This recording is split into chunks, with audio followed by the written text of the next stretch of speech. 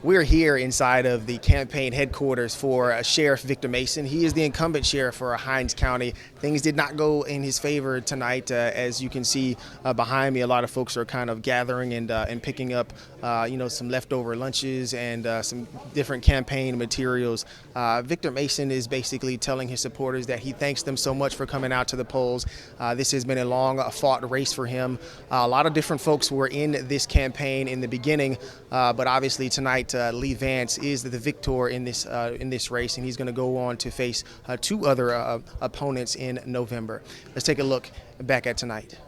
I think we were able to convey how we really feel to the public, and I think the public, they're always the same. It's only so much faking and shaking you can do with the public. They're going to find out about you, and they're going to know whether or not you're sincere or not, and I believe that was our selling point. Plus, I think people look back and saw what my team and I were able to do at the Jackson Police Department, some sustainable success. People always talk about experience, but what kind of experience do you have? Can you show where you move the needle? Can you show successes that you've achieved during your time in office? Chief, are you concerned any about your Republican and independent opponent going into November? Oh, absolutely, I'm concerned. I'm very concerned. I know both. I know Torrance Mayfield, and I've met Ms. Oswald since we've been on the campaign trail, and I think both of them are very capable candidates. So, and I'm glad you brought that up, because this represents being the Democratic nominee, not a victory as the sheriff. We've got another race to run.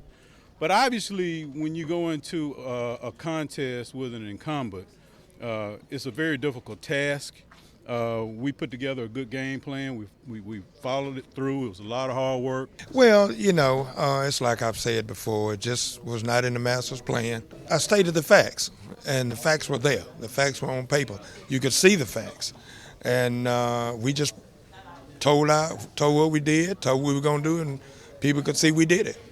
If we would have just caught up with that jail issue, I think if we would have had the funding, if we'd have moved the inmates quicker, swifter, I think that things would have been a lot smoother. But when you have the consent decree from the Department of Justice on you, a lot goes into consideration. And I just think that was probably the main toothache of the whole process. So you had a chance to hear from both gentlemen on tonight. Victor Mason, not the victor tonight. He will no longer be the Hinds County Sheriff. Lee Vance advances on towards November. He's going to have two different opponents to edge out in that election, one a Republican and the other an independent. And so as far as Victor Mason goes, he says he thanks all of his supporters for supporting him in both elections, the general and the runoff.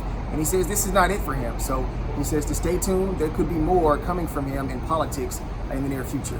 But that's it for now for us. We are here in North Jackson. I'm Eric Walker. We're going to send it back to Rob in the studio.